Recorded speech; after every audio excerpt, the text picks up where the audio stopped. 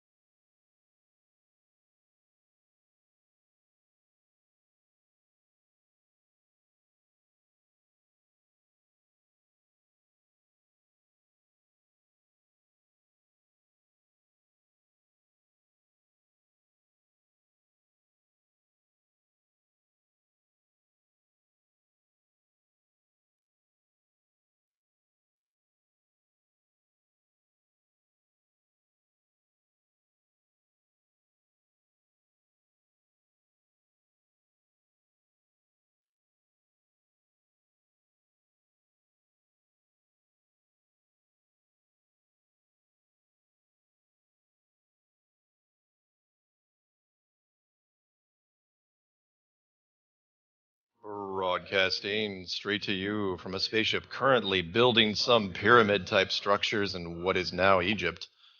You didn't think the pharaohs actually did that, did you? Hello, everyone, and welcome to Strange World, where the truth is often stranger than fiction. I'm your host, Mark Sargent, the creator of Flat Earth Clues, which propose that all of us are living inside a Truman Show enclosed structure, thousands of miles wide.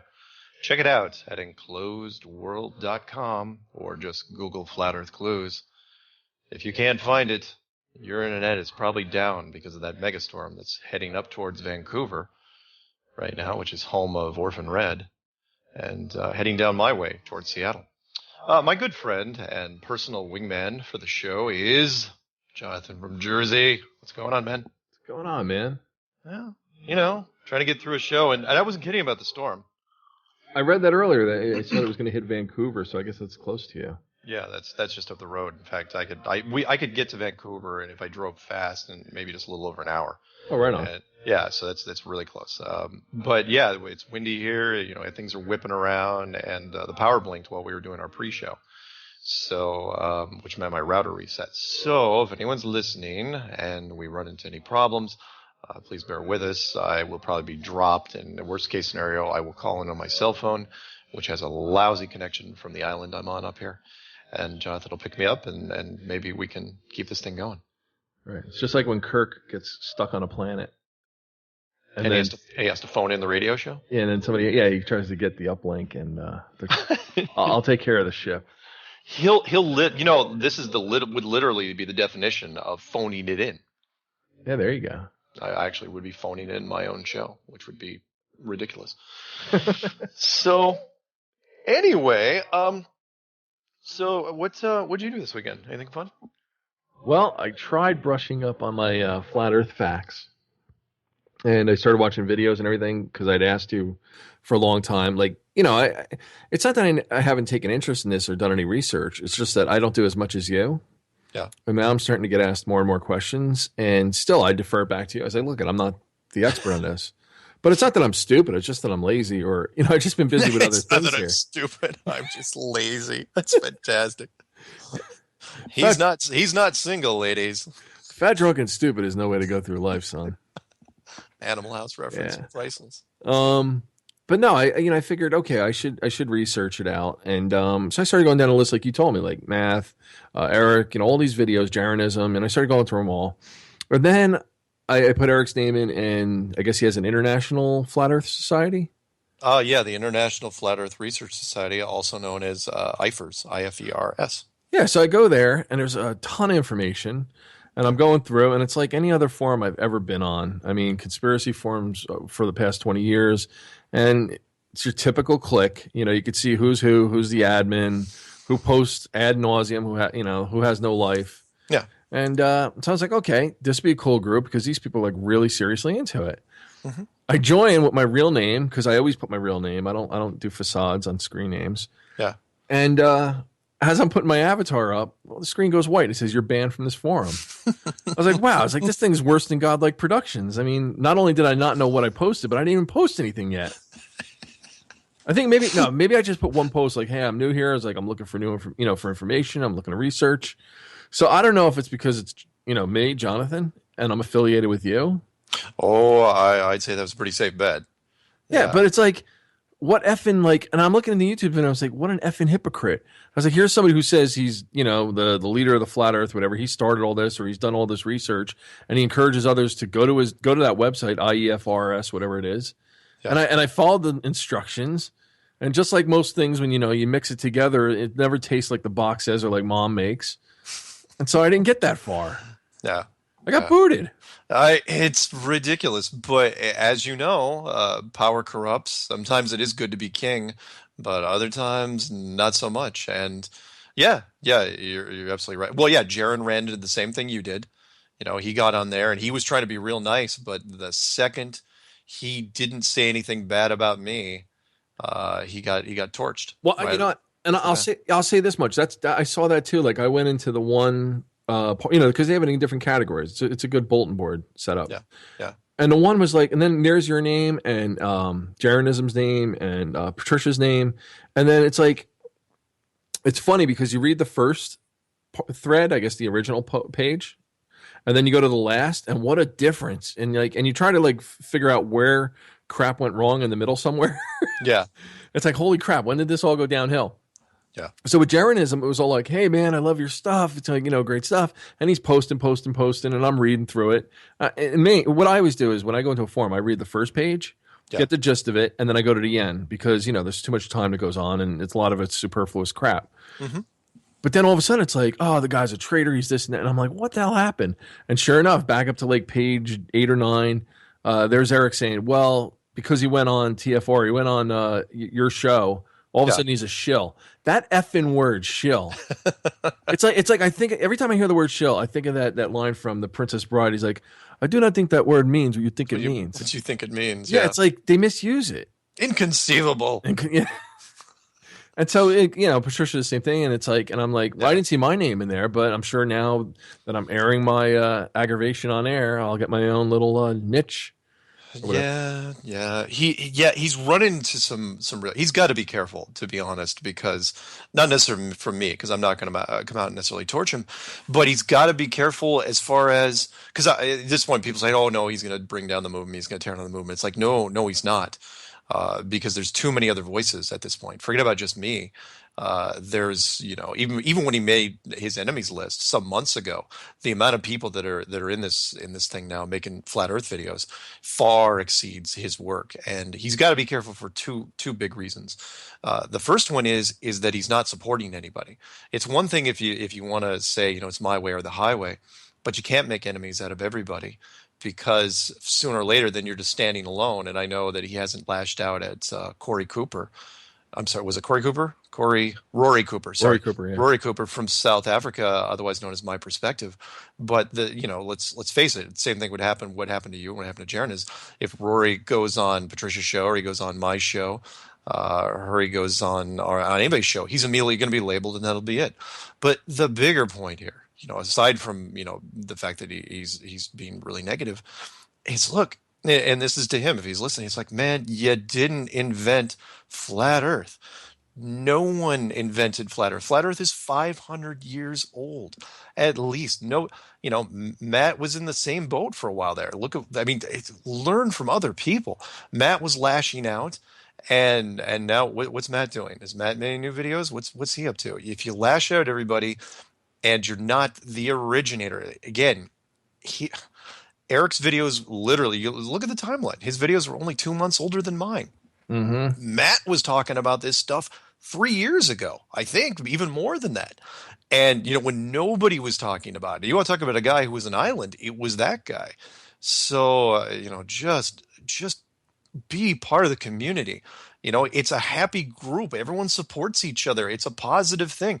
I tried to say this on the show last night, which was, look, man, how many movements do you know where there's multiple theme songs? I'm actually collecting, like trading cards, collecting flat earth theme songs right now. Wow. There's on my playlist right now, and I haven't even created it that long ago. It's like 19 songs at least. How Right. many? What, you see a lot of Occupy Wall Street songs, 9/11 songs? No, not with upbeat tempos and fun little, humorous things. Mm-hmm. I totally dig it. So yeah, You know what though? It's like every other friggin' group I've ever seen. Like veganism, it's like, oh, have you, are you drinking this, this, and this? It's like, no, I'm new to this, and they start. It's like that cliquishness or whatever. yeah. Or like into yoga, it's like, oh, and then they proceed to do a firefly pose in front of you. It's like some advanced pose, and it's like, okay, show off. Like, I'm new here. So it's like you go into this group too. Like I said, the same thing, and it was just like there's always those same people. It's like the second in charge. It's like the gimp, and then a crazy lady that drinks too much coffee and smokes cigarettes. She's in the corner.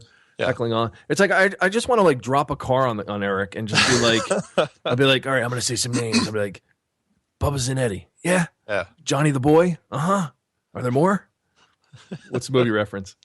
I don't know. Mad Max?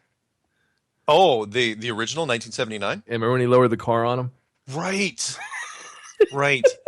I didn't memorize that one because it wasn't one of my favorites. I got because it was, but I understood where it was going. I mean, it was way ahead of its time, and honestly, for 1979, an Australian film, right. Brilliant.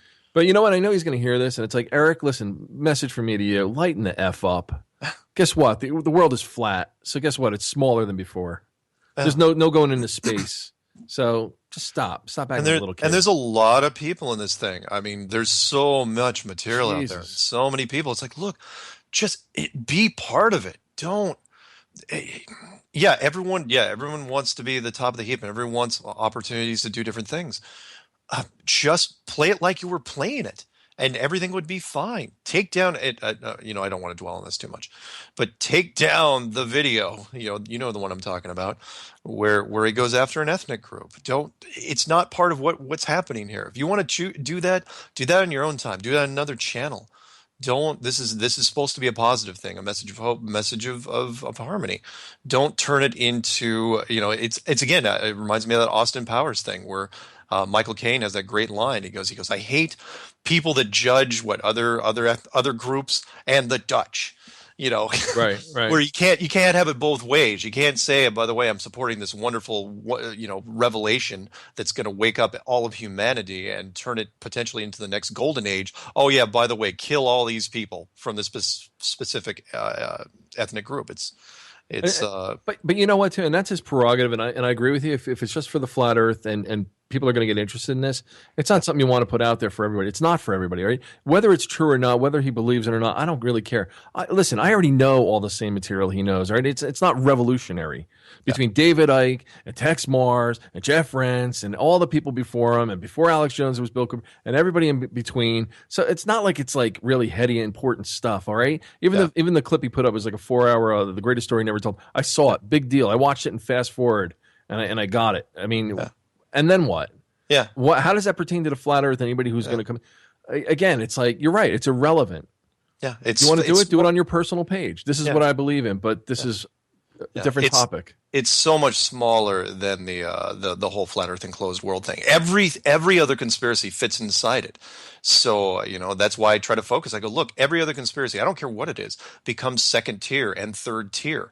The only one I really focus on, and you know me, I used to be into every conspiracy, and now it's like, yeah, fine. You want to tell me new things about 9/11 or Boston bombing or Sandy Hook or JFK or Pearl Harbor? Just take your pick. It doesn't really make any difference because until the flat Earth thing is resolved one way or the other, I'm going for the brass ring on this. Right. I really want to see this thing get resolved. Let me say that, and I don't want to sound like I'm angry or jaded, but like I've just been at this for too friggin' long. Okay.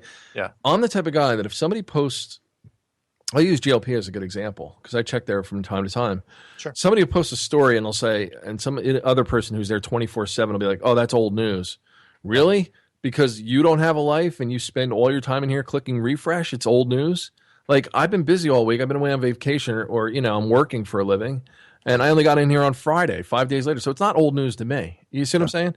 Yeah. So when people bring up these young kids, they think, I don't know, they think they're geniuses somehow. You ever hear of chemtrails? Yeah, actually, I was writing about chemtrails and talking to Clifford Carnicon before it was mainstream. What's your point? Like, I don't effing care. I know everything. I know every goddamn. I know it all. I'm not a know-it-all. I'm saying I know it all because I listen for 6 to 8 hours a day on average, right, to all the radio programs or more. I read the same. I always had jobs where I sat in data centers and emergency capacity where I could play on the internet all freaking day.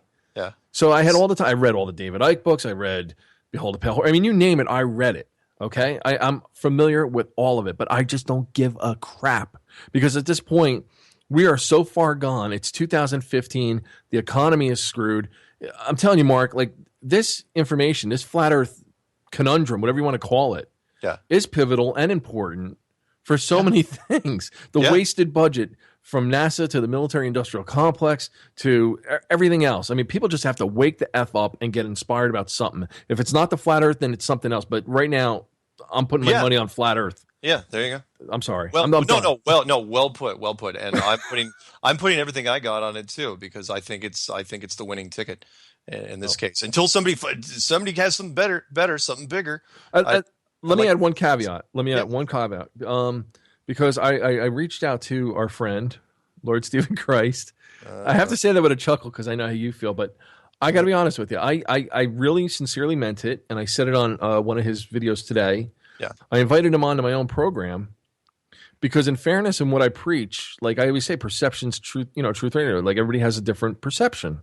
Yeah, and if I don't understand exactly where he's coming from, there was one video I watched his that had some kind of reticular something or other on the beach. Oh, the reticulinator. Yeah, right. Experiment. Yeah. Right. And he spent, whoever designed that video, I don't know if it was him or somebody else, whoever did it spent a lot of time into it. I want to understand it better because, and I think that what I said to him was, listen, either you're 100% right, because really it's going to be flat, right? It's going to be the earth as we know it now, or it's going to be concave. Yeah. I said, but even if you're only 10% right, okay, that element of truth, that part that's 10% absolute truth is 100% truth in and of itself. I want to know it because it might lend to the greater picture of all things of this whole illusion, this whole deception. You know what I'm saying? He might have a part of it. We Flat Earth movement might have a part of it. NASA might have a part of it, but they can't reveal it. You know what I'm saying? Yeah. I don't think anybody's going to get the complete picture in one paradigm or one, I don't know, design. Yep. It's too complex because I think that's part of the rub too. When they say, well, how many people can keep this conspiracy up or how many people can be fooled? I think it's because it's really intricate and complex. Yeah. Again, I'm done with my rant. I've got it out of my system. Let's start your show. Wow. Welcome to Strange World. Wow. Thank you. No, I love it when you speak up because I know how passionate you are. And most of the time you hold back. But yeah, I know that Eric got you up and the Stephen thing. Oh man. Yeah. Stephen, if you're listening, please do Jonathan's show or try to do Patricia's show. Do somebody's show. Yeah. Come on. We're not picking on you because we hate you. And I got to say one last thing again to Eric. If you notice, I've never made my own friggin' video. I've never put out information. I've never put myself as a proponent of the flat earth movement. Yeah. Maybe that's why, like you said, why don't you take bullets? Because I'm literally just a wingman and I have my own show, my own topics I'm trying to develop. Yeah. But like, I'm not, you know what I'm saying? Like, I'm not trying to take other people's material. I'm not trying to analyze it. I'm not trying to be an authoritative figure on it. Yeah. And I think you've been the best, like I said, businessman or salesman on the pitch. Yeah. In making it palatable for the common person to look at it objectively. Yeah. Because if they go into his forum and ask the wrong question, they're going to get banned anyway. So where are they? Back to square zero and mainstream media, Fox News? Good point. And you could make videos. I know you're way more talented at this. I mean, you know your Photoshop. You're way better at audio stuff than I am. Probably better at video too. I'm burnt out. I just don't care. I'm seeing a lot of creativity out there by so many other people. Yeah. And again, it would be redundant. I mean, I think everybody's getting it. And I think that growing it that way organically is so much more important because I think it's going to inspire one another to keep on going with it. I agree. Yeah. Yeah. And with that, let's do this because we still got some time before the break. I'd like to open up because, actually we are reading a statement from a U.S. Army field artillery operator. And he wrote in anonymously, and feel free to chime in as I'm reading this thing. But I've got his PDF in front of me. It's not very long, so I think we can definitely get in for the break. Whether or not we comment on it before the break is a whole other thing. But he wanted to be completely anonymous, and he wrote this 3 days ago for me. So it's by Anonymous. And he goes into a little bit of back history, and I think it's fair, and I'm not going to edit any of it out. I'm going to read it as is, just so everybody knows, and hopefully he's listening, and I know he is. This statement is written with the intention to help people wake up to the truth that we do not live on a spinning globe circling a gigantic distant sun. I will tell you about me. At the age of 32, the year 2005, I accepted Yeshua the Christ in my heart and was transformed to a new person with a fresh new way of thinking. Immediately, inspired by the Holy Spirit, I began to understand the scriptures, which revealed a different universe as we have been taught. After reading at that time, I knew the moon missions were faked, and still it never crossed my mind the truth of the flat earth or plateau. That's the little thing you put in there. I decided to proof the universe. I knew through the words of the Bible and always found myself questioning the endless space. I understood that the God of the Bible did not intend for humans to reach the stars, more or less the firmament. The story of the Tower of Babel is clear enough proof that God will not allow humans to reach across the barrier dome. Moreover, the simple statement of, look up and praise the Lord, may be questioned the globe having skies all around. By default, I can be looking down and still look towards God's throne or his domain. Still, to this moment, the flat earth never crossed my mind. Fast forwarding here to the year of 2010, the age of 37, when I joined the United States Army. Got in pretty late. My job in the electronic maintenance section is to fix and maintain the field artillery radars operational. I had 1 year of training from the history of radio waves to the radar technology of today, and through all the training, sometimes in the back of my mind was telling me something is missing here for these radars to work appropriately. This is the equivalent. This is the equipment capable of generating up to 120 kilowatts to amplify the 2.4 gigahertz frequency in order to shoot the pencil beams downrange to a maximum distance of 50 kilometers or 30 miles. By the way, the 2.4 gigahertz frequency spectrum involves the Wi-Fi and satellites communications. You can search the communication sheet on Wikipedia by typing the electromagnetic spectrum. And he sent me one of those, and it's really, really cool. I encourage anybody to look at it. It's a little hard to read because it's so jam-packed with stuff. But anyway, so I get deployed to Afghanistan, and the first day on the job, I find the operators discussing whether or not the radar could actually track anything according to the position of and such of the geography of the area.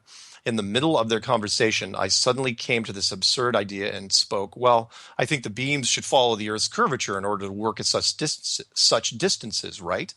The look they gave me was enough for me to stay out of the conversation.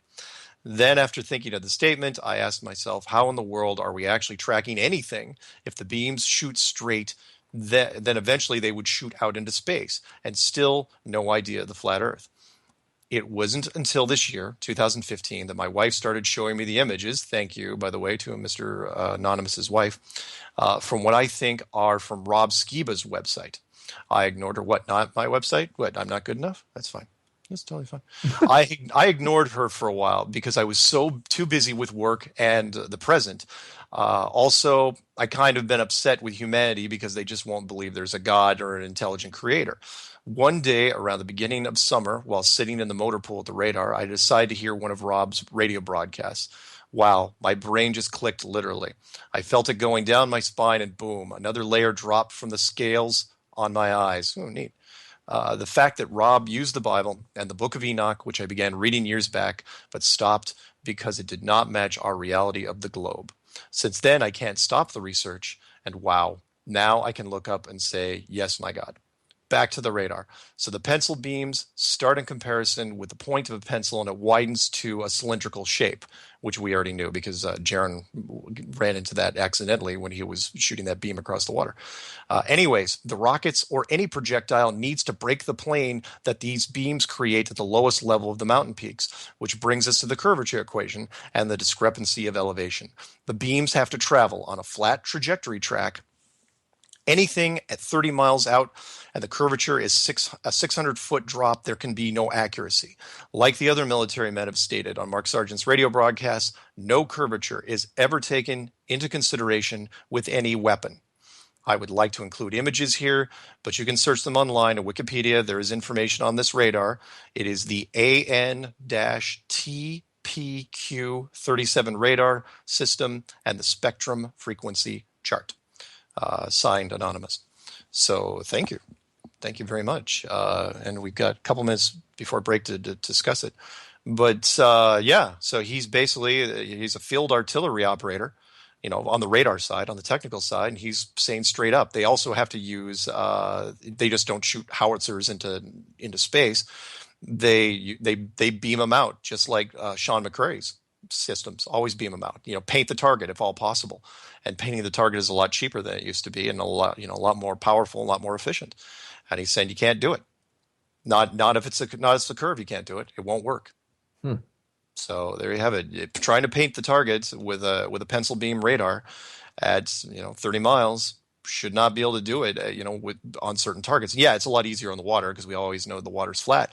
But if you're in the desert, like he was in Afghanistan, I'm sure there's some flat parts of Afghanistan. So anyway, there you have it. I thought it was pretty cool. So thank you very much for writing that in. Anyone else wants to write? We should probably give out the phone number before we go to break, right? Yeah. Toll-free number to call in. That's Truth Frequency Radio. Real people, real radio is 866-37-TRUTH or 866-378-7884. And when we come back from the break, we're going to go through mailbag and see what other fun stuff people can write and talk to us about. And there's actually some good stuff already. And anyone wants to give us more information. We've got Army, we've got Navy, we've got a flight instructor. I'd love to get Air Force before it's over. Marines, got that Marine sniper instructor. I don't have an official one, but anyway, we'll deal with more of this when we get back from the break. Right on. Yeah. Hello, my old friend. How are you today? Finally, it's time for a daily chess match. Are you ready? Yes. My last move yesterday was a 3 from 2-6.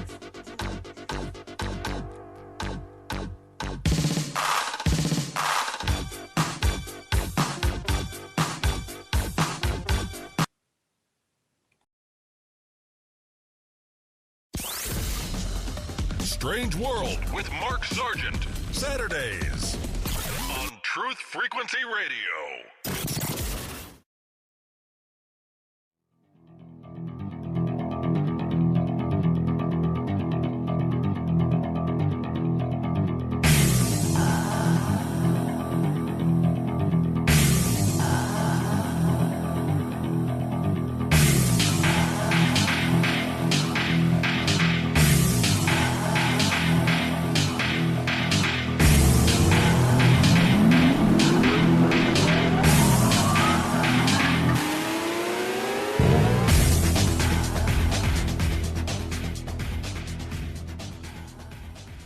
Welcome to Strange World.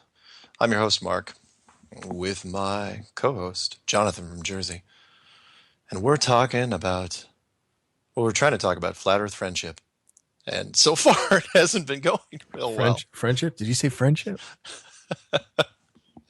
Not when Jonathan's El Fuego. And he's lighting up the airwaves with his rants. No, I love it when you do rants, and I wish you'd do more, honestly. Really? Yeah, I know, but your superiors have said that as a handler, you're supposed to kind of ride shotgun. I'm not supposed to lose it like that. Yeah. No, you didn't lose it. I thought you were fine. All right. And no, it's fine. Oh, by the way, you and I were kind of chatting off air, and you were showing that email from that one guy, because every once in a while, and he wasn't the first. People have said, well, the Navy guy and the sub guy and the sniper guy you mentioned. It's like, that's a bunch of crap. There's all sorts of manuals that show that there's the Coriolis effect, the spin of the earth is used in the firing solutions for all these things. And that's fine and dandy. Fine. What? It's just the way. I must be in angry mode all night tonight. I swear to God. It's the way they ask the question. They don't even ask. They demand an answer. It's like the fat guy at the deli who doesn't take a friggin' ticket. He just steps up and be like, yeah, like a half a pound of pastrami, a pound of gabagool. Really? Like, I'm not effing standing here? Now you're here in New Jersey. Come out. Wow, that is Jersey. That's really good. Sorry. No, it's okay. But look, you want to dispute the sniper stuff? Fine. Show me the manuals. Show me the calculations. Show me what they're using, and then find me a sniper that'll come out and say, "Oh yeah, absolutely, you're using that." Yeah, because right now I'm lining people up Look at all the people. We just did an artillery guy just now, and he wasn't even the first artillery guy. He was the second one. The first one just kind of wrote in a short little blurb, and he was stationed in Fallujah. And where is Fallujah? Is that Iran? Somebody should look that up. Anyway, he was stationed in Fallujah, and he said, no, it's not in the firing solution. And then this guy comes in, and he goes, yeah, I was in Afghanistan. He's anonymous because he's still in. He's supporting his family, and he says, look, I'm doing the radar on the field artillery. We're firing a pencil beam at 30 miles. We're not using curvature. He didn't go into the Coriolis effect, but I bet you eventually he will. I'm waiting for his follow-up on that. So anyway. I think at this point you should write a book and call it The World According to Mark. No, don't give me that much credit. No, but I mean, they ask for answers as if like it's like in a book, like an appendix. Like we're all trying to figure this out. Yeah, I know, and they want definitive proof. And I don't get insulted when people email me, and literally, I'm not kidding you. When they email me, they say, "Hey, do you happen to have a picture of the flat?" They're not kidding. They're not, they're not being sarcastic or anything. Say, "Hey, do you happen to have a picture of the flat Earth you can send me? I'd like to see it." And they're not messing around. It's like no, that picture does. If I had that picture, do you think I'd be doing a radio show right now? No, I'd be deep underground trying to get this thing out. Nobody would know my name. I wouldn't be telling anybody. But you know what it is. It's like when they ask sincerely, you can't but want to help. I do want to help, right?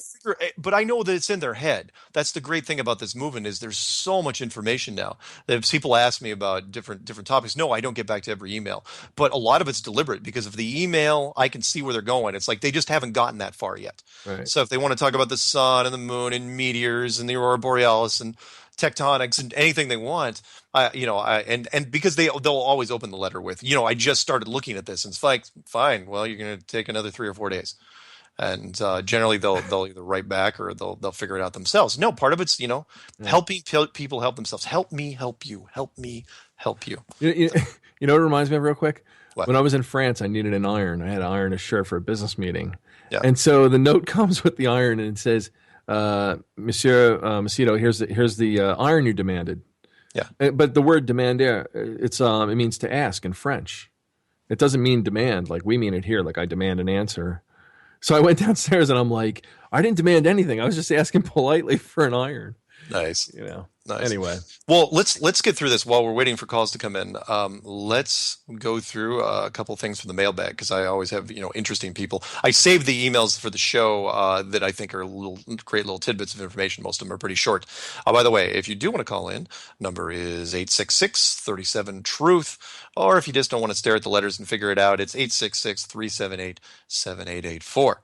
But from the mailbag, which was again left open on my secretary's desk, lazy secretary, this one's from Rick, and he says, "Many thanks. Just to let you know, in my former life, I was a forensic scientist before the UK government privatized it all off. For some of it, I worked in firearms.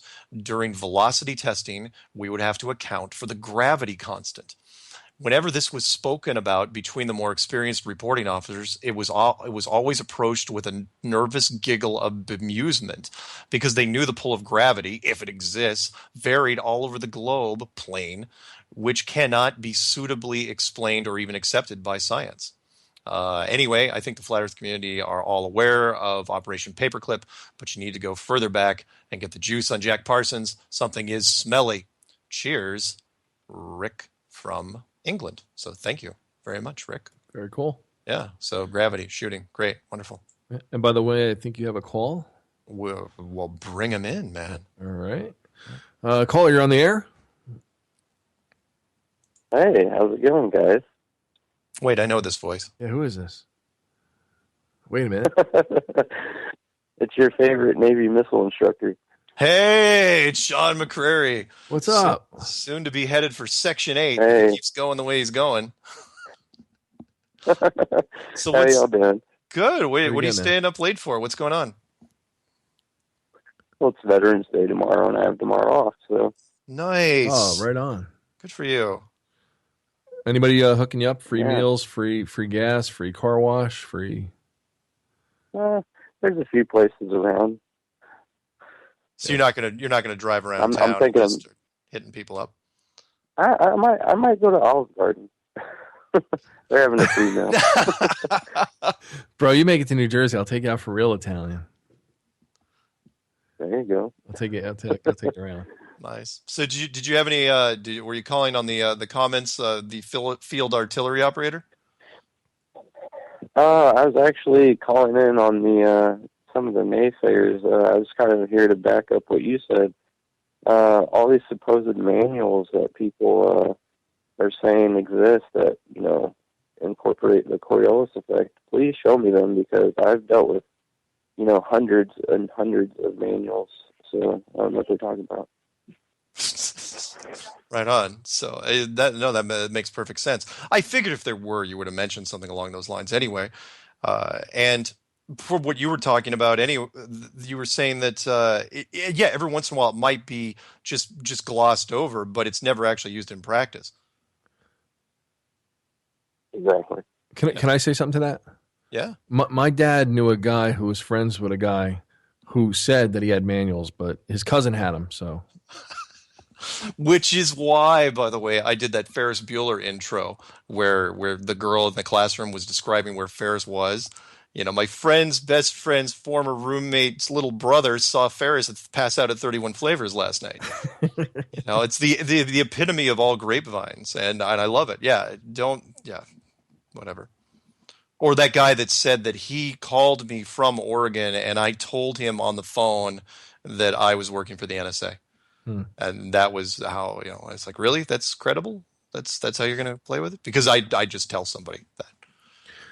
And you know what? And just, by the way, real quick, we got a ton of calls coming in now. So either I pissed somebody off or they're finally catching on to call. Oh, crap. So we had calls. I mean, Sean, I hate to do this to you, but we're going to have to go something else and let you. But thank you very much. No, you're good, man. Your opinion is always. You guys are great. Keep it up. Well received. Thanks, man. Hope we talk to you soon. I'll give you a shout tomorrow too, man. All right, take it easy, guys. All right. Okay. We do have more calls coming in? Yeah. Oh, great. So, all right. Let's do it, and then I'll read a cool little letter before the break. So who's next? Coming out of Nebraska? Ooh, all right. Think you're on the air? Hello. Hey, Nebraska. What's going on? Not a whole lot. How's it going? Good. What's on your mind tonight? Oh, I got a little saying for Mark. Okay. It kind of fits in. Nobody cares how much you know until they know how much you care. Oh, that's good. Yeah, I like that. Yeah. That's good. I've never heard that one, and I'm a big fan of saying "as you know." That's great. Cool. Was there anything else? Because that's seriously, somebody put that on a T-shirt. No, quickly, I was gonna say, and maybe this is already something that has been thought of, but is there any possibility that, or is there any type of okay, so if there's a curvature, 8 inches per mile square. Is there like a format for like angles? Like, let's say like you're looking 60 miles out. Is there a formula that should say like, a building or something should be tilted so many or so much degrees? Oh, good one. No, I don't. Is there a degree formula? No, you're right, and that's an excellent point. Up until now, I think everybody's just been saying, well, they should be tilted, but I don't think anyone's actually done the math formula to show what the tilt would be. Because if the math is done and people can figure out the formula for an actual degree on like, how, like the actual degree on what a building should be tilted. Yeah. I was just, thinking of a couple examples. Like, let's say you're, holding a slice of pizza up in front of your face.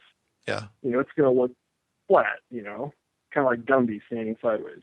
Yeah. But then, you tilt that pizza forward or vice versa, backwards, whatever, it's going to look like a triangle. Excellent point. So would there be some type of experiment where, something within a distance, let's say you have a triangle and on the two ends, maybe you had one colored light, and on the top point you had a different colored light. And then, if they were all in a line, if there's a degree to it, would they not be in a straight line? Or another example of something you could do would be at a certain degree, maybe a reflector or something is not revealed until a certain degree where, light could only hit that reflector if it hit a certain degree or something. I don't know if there's any way to add a test to, calculating that degree into play.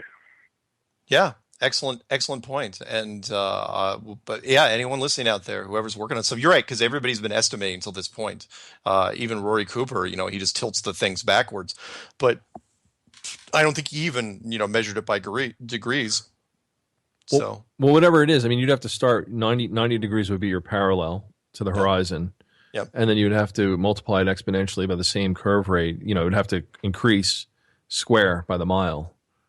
It wouldn't just be a slope. No. Right? It would incrementally you're right. It fall would off. It would also increase, the same way a curve does. So it'd be something degree, whatever it is squared. So yeah. But he's asking what the angle of declination would be with each increment. Something that somebody should look into soon. I'll try to dig into it tomorrow. But anyone listening, please, that's a great one to put out there, because we are, literally up until now it's all been estimation. So it's good. All right. Yeah, I thought it'd be a starting point, something to branch off of. But thank you very much. I'll let you guys get on to some different callers. Okay. Thanks, Nebraska. Talk to you soon. All right. Later. All right. Bye-bye. Wait, did I say declination? Or did I mean depression, angle depression?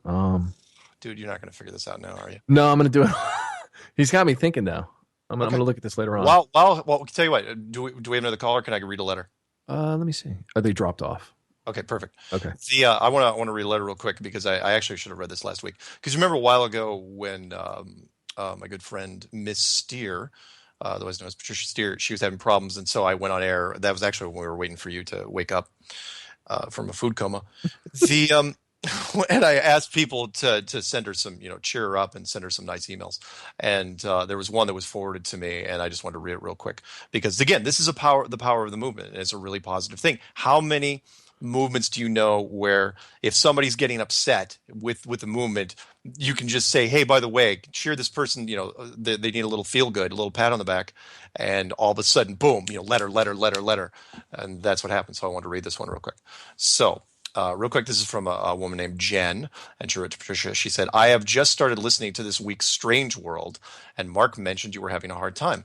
I typically don't reach out like this, but you need to know that you have support out there, and that your show, as small as you may think it is so very important to people that are waking up to the reality, or at least the questions, of our world. I have watched and listened to literally hundreds of hours of Flat Earth material on YouTube. I have looked at material supporting Flat Earth, or at least questioning the globe, and at debunkers, they have literally got nothing. Mark Sargent opened my eyes. Rob Skiba put it in context. Eric Dubé showed me real evidence. See, part of a team, Eric. You don't even know it. And you have been like a big sister holding my hand and grounding me as I slowly, actually very quickly, you put a lot of things in parentheses, Jen, start to think I am going crazy. Your show offers something special and unique that would be an immense loss to the movement. We need a better word for that. I watch your shows and see a sweet, kind, and genuine person who is very courageously putting herself out there right in the firing line in order to share truth. I applaud you, Patricia. I'm in the UK, in Southampton. Thank you, in the UK. I don't know a single other person that is physically in my life that is on the same page as me or even on the same bookshelf. I can relate to you, and I'm sure others can too. How you have explained your journey mirrors my own experience. Flat Earth very quickly rang true for me. It made almost immediate sense and made everything else make sense too. It was like being given a code to decrypt an illegible book. On YouTube, you could easily be mistaken in thinking lots of people are on the same page, but in reality, the number is very small but happily growing. What's more, we are all spread out across the world. Connecting with like-minded people in person is not yet a reality. Your show allows this connection virtually. People that are waking up benefit from seeing, hearing, and connecting with others that are also waking up. Of course, the establishment wants to stop and will consequently troll you relentlessly. They want us all sound asleep, watching TV and going to sports games Is that what other people do? I can't remember. They don't want us talking to each other. They don't want our minds or eyes opening. They don't want us seeing the truth. And they certainly don't want people taking the message public. You don't deserve to be hounded. And I really don't understand why anyone would harass you. You haven't said or done anything offensive, and you haven't hurt or abused anyone. I hope you're okay. Stay strong. All the very best to you, Jen. Wow. Yeah, That's I know. nice. Exactly. And how many things can you say this about? That's what this whole thing is, what my show does, and other people's work does. It's like, look, it's a positive thing, and that's why I try to keep it positive. Yes, I know I include cartoons every once in a while and funny quotes and different things. Like at the end of this one, I've got another Schoolhouse Rock thing, Conjunction Junction, which I happen to love, and it also teaches things. And if Patricia's listening, like we don't talk, like you and her talk all the time. Yeah. But you're more than welcome to walk point in my army at any time. Nice. Yeah, she wants to be a target. Oh, I see what you did. That was good. That was good. Because I was going, wait, Vietnam. Wait, you don't walk point. You're the first one to get shot at. Oops. I'm sorry. But if you're good, you make it. Yeah, there you go. So That's what I meant. So there you go. Anyway, let's look real quick here at the next one. This one's from Kathy. And it says, Mr. Sargent, did you ever hear about the miracle of the sun witnessed by 70,000 people 98 years ago? And she gives me a link to the miracle of the sun. I think you'll find it very, yeah. And I had completely forgotten about the miracle of the sun, where the sun appeared to do a lot of really strange things, like it was instanced in the programming sense, the realization of an object, where it was doing some funky dance in the sky with like a weird light show. And all these people were standing in the crowd watching it. How could all these people notice this thing, but the rest of the world didn't witness that same sun? You know, and it was very, very interesting. Again, it goes into the whole aspect of the projection system may be able to react demographically or regionally. We don't know. So I thought it was neat. If anyone wants to look it up, Miracle of the Sun. Very, very cool. So while we're waiting for calls, I'm sorry, did you have something? No. It just got me to thinking, because I'd always consider that to be a spiritual phenomena, or like mass hallucination or something like that, or divine interventions. Something was going on spiritual. Oh, you mean with the sun miracle? Yeah, because there was enough people of faith, and it's that whole mind over matter. Oh, like they manifested it. Yeah, they were all expecting something in mass, but they didn't know what. And then when it started happening, it's just like everybody joined into the phenomena. It's like, look at the recent missile thing in California. Los Angeles, yeah. And then those that went with the whole UFO idea, again, I'm not saying what it was, but it picked up momentum. And then all of a sudden, it builds energy, and people are like, oh my God, it's a UFO. And yeah. And then, of course, the military comes out and says, no, we were testing something. And it's like, man, there's only so many times you can do that after the fact. Right. Because they want to shut people up, because that's like, that's what everybody goes for. They immediately will bite on that. It's an easy piece of bait to throw out. Sorry, go ahead. No, I was going to say, do we have time for one more call before break? 6 minutes. Yeah, we can do it. Why, you got one? Yeah, real quick. Let's see. Caller, you're on the air. Hello? Where are you calling from? Hello? I'm in New York. New York, fantastic. Right on. What's on your mind? How you doing? My name is Mark also. Right on, even better. I wanted to call in and say thank you. I mean, you guys put on a good show. I listen a lot, and I'm very, very interested in this subject. And I wouldn't say I'm 100% convinced, but it's very overwhelming. I mean, the facts that you're putting out there are just amazing. Well, thank you. And I had a question about the human eye and the field of vision. Sure. How wide is the field of vision? Because I got to say, you ruined my vacation. Just before we went on vacation, I stumbled onto your clues, and I was kind of obsessed with it. We were at the beach. We were in North Carolina, and the whole time I was at the shore, I kept looking out and wondering, why can't I see a curve of the horizon? If I'm seeing more than what they say is the distance at the curve. Yeah. I forgot what it's called. But I mean, why wouldn't I see past the vanishing point? The horizon is flat. Yeah. Yeah. I mean, it was just bothering me. I don't know what that width is. It's trying to think of it. Oh, I'm sorry. Go ahead. Well, it's 114 degrees horizontally for our visual, and then the remaining peripheral is like 60 to 70 degrees. But if you're looking at it from terms of a camera, it's about an f2.1 lens. If that means anything. So you can always adjust your focus too based on what you look at. When somebody holds their hand right in front of you and you say, "Look at my hand," and then if they look at the hand, the face should be blurry or anything behind it is blurry, and they say, "Now look at my face," and then the hand is blurry. So of course we have that ability to shift. But if you're talking about lateral side to side, it's about 114 degrees. Okay. Is that what you were asking? Interesting. Yeah. And if you didn't, go ahead. No, go ahead. I'm sorry. I don't mean to step on you. I'm trying to. I've been trying to get a hold of you guys, and I have so many questions and so much stuff. I'm gonna have to start emailing you.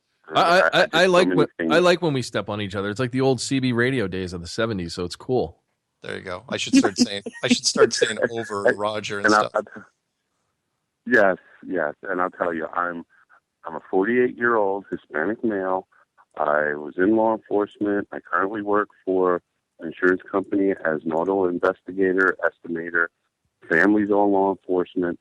So I've always kind of looked at this stuff with a critical sense that, something's going on. There's just too many inconsistencies, and not even in just flat Earth. I mean, all the subjects, especially like some of the things that you were talking about last week, Jonathan, with the 9/11 and things like that. There's just so many inconsistencies that are out there, and they just scream at you. And once you wake up and look at this, it's hard to look at anything else, with I guess the eyes that we were programmed with, growing up. And two things. Also, I wanted to say, they kept talking about the weather balloon, and at night, can't we do it offshore in international waters? Oh, I'd say just do it. Right? You don't worry about the international water thing. It frustrated me. I wish somebody would just do it too. Yeah, bend the rules a bit. Yeah, absolutely. Exactly.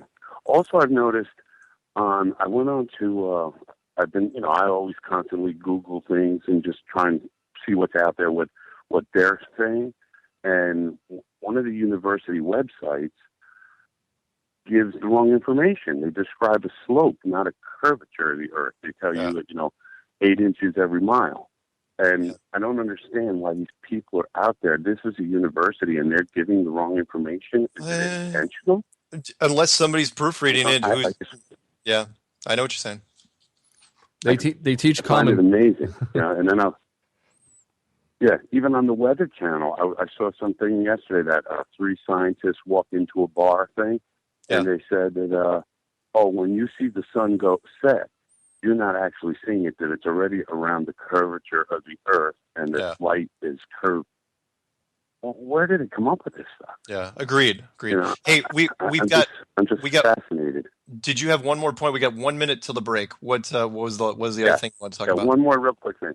Yeah. A friend of mine works for Sylvania Osram, and he was talking about light, and for some reason, he thinks that light would curve around the surface of the Earth because of gravity. And I don't understand how they could come up with that. I mean, if they're showing like Jeranism did with his laser.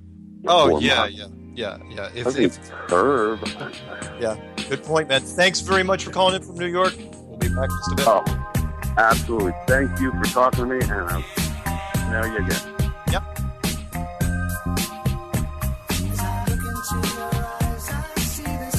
Hold tight, caller. We'll get you as soon as we get back from the break.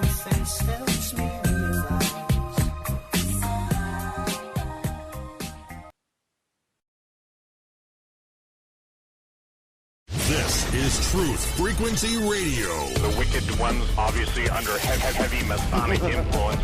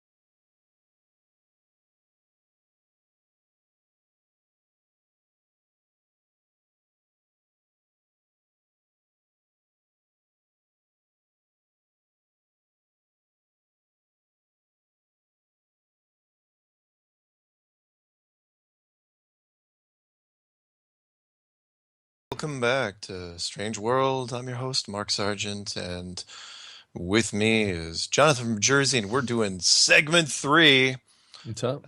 out of 4. Yeah, We and got 2 callers now, just to let you know. But go ahead and say what you're going to say. two callers on the line. Well, let me read this real quick because it take about 30 seconds. I want to get this one in because I'm trying to burn through some of the mailbag. It's still from the secretary's desk. This one's real quick. It says, this is from Mark, which already makes it cool, and it says, brilliant, brilliant, and brilliant. No, that's not the name of a new law firm. That is my response to you for your Flat Earth Clues series. Thank you for putting your immense amount of talent to good use. Sincerely, Mark from Lake County Pool and Spa Care. Hope he doesn't mind me reading that on air. Anyway, thanks very much. I'll take the compliment when it comes. So anyway, we have callers. Right on. Who we got? Let's see who we got here. Out of Virginia, had you on before break, and you're on the air. Hey, it's David. I'm from Richmond, Virginia. Hey. What's up? I love you. I love your show. I've been listening to you guys. Are you still there? Yeah. It's okay. We can hear you. What are you using, GPS? Yes. Stop using GPS. Go back to the LAN system. Go back to LAN system, yeah. But yeah, I listen to you guys all the time. I'm on the road, like, constantly. Yeah. Just love your intuition on this. A friend of mine's actually an architectural engineer, and he had an experiment, and he's actually very interested in this, and he says it's pretty easy, but it would be hard to actually get approval to do. But if you could find somebody to do it, then, I mean, it would be a hole-in-one, basically, for Flat Earth. Okay. And the experiment basically is any long bridge has to be a bridge that has 2 support beams that go up. We're talking about like a mile-long bridge, like, say, for instance, the Golden Gate Bridge. Sure. And what he says is if you get up the top of the Golden Gate Bridge, the posts are supposed to be, the support posts, they're supposed to be both the exact same height. Oh. Now, if you shine a beam from one post to the other, if the earth is curved, the beam will not hit the post. Ooh, good one. Now, you'd have to have a long stretch to do this. Yeah. But you can calculate via the curve of the earth, or the supposed curve of the earth, through this experiment. So if that beam does not hit the other post, then you have a curved earth. Excellent. But if it hits the other post, you have a hole-in-one. Nice. Would it work on the Verrazano Bridge? Because I can get over there in like a half hour and get some pizza. If you can get somebody to approve it, you might be onto something. And get access to do it. Yeah, that's a good one. The only problem with that, though, and I'm sure Jaron, if he's listening, is probably thinking of the same thing, and that is you're going to have some beam dispersal. What was it like? So many inches per mile, or so many feet per mile, or whatever it was. So, but yeah, that's not a bad idea at all. I like it. You know what? I'm just going to pull a Turk 182 and go do it. Wow. Wow, you're going to pull a Timothy Hutton reference out. That's excellent. Nice. Tyler knew. But thank you for taking my call, guys. I'll let you get to other calls, okay? All right, thanks, man. Thanks. Before we take the next call, is he still there, by the way? Next call. Yeah, somebody in Clearwater, Florida. Okay, before we take Florida, let me read this one real quick. This letter came in from Christian, and he says, "Hey, Mark, we'll make this short. On a very clear day, you can see the island of, Mallorca, Mallorca, Mallorca, from Barcelona. That's 220 kilometers. According to curvature math, it should be 3.5 kilometers under the horizon. Another nail in the coffin. Hope this email makes it to the show." And it did, Chris. See, dreams can come true. Keep up the great work, Chris. Sent from my iPhone. That's awesome. Yeah. So yeah, the island of, people look that up. The island of Mallorca. Mallorca, I think right? whatever, Mallorca from Barcelona. Fantastic. So Clearwater, Florida, right? Yep. Let me see if we can get them on the air. 1 second. In Florida, you're on the air? Hi, good evening. Hey, what's going on? Can you hear me? Yeah. What's going on? Hello? Oh, okay. Hi, Mark. Hi, Jonathan. Hey. Yeah. What's on your mind? It's anonymous. It's anonymous. Hey, lower your Anyway, radio. You might be getting feedback. No, I'm not speaking through the phone. Hold on. Okay. What do you want to talk about? Yeah.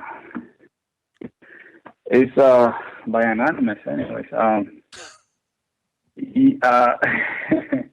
Yes. I did see the evidence town hall at Flat Earth Hope today. Oh yeah. From Emory College.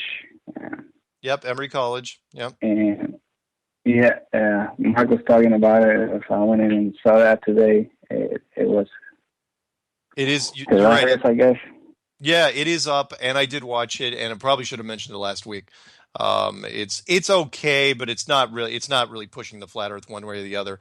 It's just kind of like a thought process on how to find evidence, and so one guy wasn't pushing flat Earth; he was just giving his how people came to certain conclusions argument, and exactly, yeah. It was okay. It was horrible. For what it was, I mean, I kind of had a feeling that's where it was going anyway. But hey, look, it's the more we get out there, eventually we're going to have a serious debate before it's over, and I can't wait to see it. Roger that. Hey, thank you for reading my statement tonight. It sounded better than oh right, than me reading it. Cool. No, I was so I'm sorry. Yeah, no, I was happy to read it, and I'm glad you wrote in, man. Thank you very much. Thank you. All right, guys. Thank you for taking my call. You have a good night, okay? All right. Have a good one. By the way, yeah. On that last question about the buildings leaning away, Mm-hmm. the spherical depression, the formula is impossible. Under the accepted statute of spherical trig, mm-hmm. it would be impossible to even see an object to confirm angular tilt for something beneath the horizon. Because with the tilt, so comes vertical shrinking from the viewer's perspective. Yeah. Therefore, putting it further below the horizon. And that's from our good buddy Sean McCrary. Nice. Gotta love Sean. He's going to become famous one day. I almost guarantee it. Yeah. Hopefully in a good way. not to be the first military officer thrown out on a Section 8 for liking flat Earth, and then there's this huge lawsuit and he wins. That's why I hope doesn't happen. Oh, by the way, I just got a message from somebody that said the island is pronounced Mallorca. Mallorca, that's it, yeah. Mallorca or Mallorca? No, Mallorca. So thank you, Research Department, for Strange World, and you know who you are.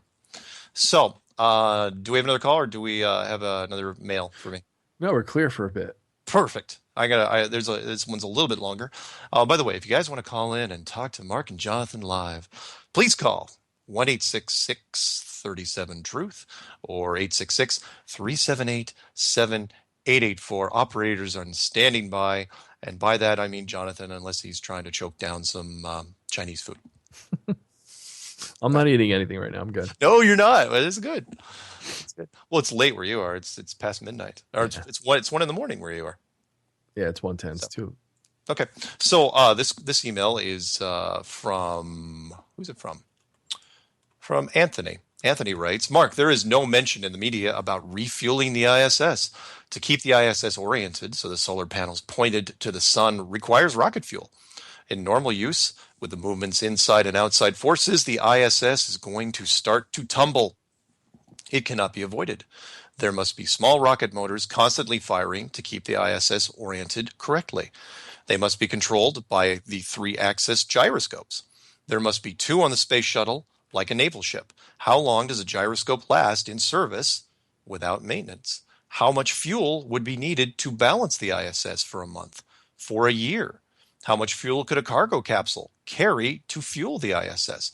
It would take a spacewalk to connect hoses for the fuel transfer, or one must consider valves and seals. I have read and watched some information about rockets in space. I am coming to the conclusion that they cannot work in a vacuum. A rocket cannot push against nothing. The theory of a rocket pushing against itself is like picking yourself up by your own bootstraps. Oh, interesting. I hadn't heard that one. You must include the fuel as a component of the mass of the rocket. To move something in a vacuum, there must be some reaction separated from the rocket. There must be an explosion a short distance away to create a reaction for the rocket. The original Orion concept was to have small nuclear explosions under a capsule. Spraying and burning propellant just does not work. When you see a rocket launch, you see the thrust build out to the side. As it gets higher, there's less atmosphere to push against. Soon the rocket pushes against, wait for it, nothing. For an action, there must be a reaction in space.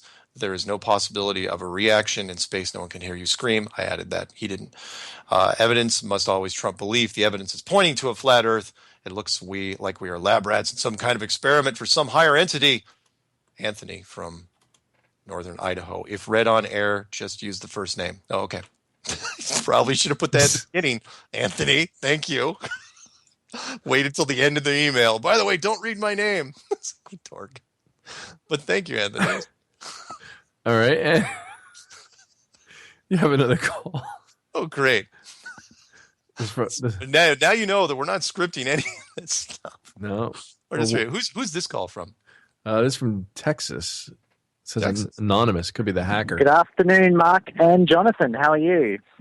Good. Hey, what's Boy, going on? that is not a Texas accent. Where is that from? I'm actually calling from Australia. I called your show last week. Oh, cool. Oh, right on. Yeah, you must be routing through some Texas thing. What can we do for you? Yeah, I am actually. I called Jonathan yesterday too, and he's coming through Houston somehow. I'm not sure what's going on there. Weird. How are you guys? Good? I'm pretty good. I can't complain. I mean, I could, but I'm not going to. Now, wait a minute. Is it 5:30 over in your? It's 5:15 over there. Yeah, 5:15. Right on. PM. See, I was paying attention last time. On Wednesday. Yeah, that's right, because he's in the future, as Jonathan. That's right. He's actually in You're the a guarantee that tomorrow will come. Well, see, that's the funny thing about all these apocalypse, right? How are we supposed to blow up first, and then 15 hours later you guys blow up? I don't know how it works. Well, in the latest movies that have been put out there recently, Australia's the last one to get it. They're the last one. So the blast wave always hits you guys last, from what I understand. How can that always happen? It always hits the East Coast first. Yeah, I don't know. Anyway, so what do you got? What's on your mind? So I just wanted to talk about the flat Earth current map that's sort of been circulating around, the azimuth equidistant map. Yep. I believe that needs a bit of work done. I don't think it's right in its ratios, and I'll use Australia as an example. On that map, if you can imagine Australia in a square, it's at like a ratio of 2-to-1, so it's twice as wide as it is high. Does that make sense? Okay. Yep. So I've looked at all these different measurements of Australia. The maximum width, the maximum length, and it's more around a 4:3 ratio. So I'm not finding anything that suggests that it's way wider than it is longer. So is our map actually way, way smaller than what we actually know? Like, it must be way, way deeper. I would think it would be way bigger. That'd be, judging from some of the stuff that we're seeing in the plane flights in the Southern Hemisphere, I would think it was way, way bigger. And when you look at that's right. And if you compare the latitude lines, all the latitude lines on the current flat Earth map are equal. Yeah. And if we're suggesting that they get elongated as you go further south, then clearly it's just been actually shrunk, just like the current Mercator map that's just been shrunk in. So there needs to be something else done there. And I was listening to another podcast, and I can't remember who it was, but one of the callers called up and said that surely you should be able to measure a certain amount of distance on a ship 10 degrees south and 10 degrees north of the equator, and it should be the same because it's a ball. But you should be able to get some kind of difference in distance on the south. Right. And right. maybe you can use that to... Yeah, so maybe you could use that to calculate how far out each latitude or longitude, or maybe you even need to do 10, 20 degrees further south so you can see if there's some kind of pattern.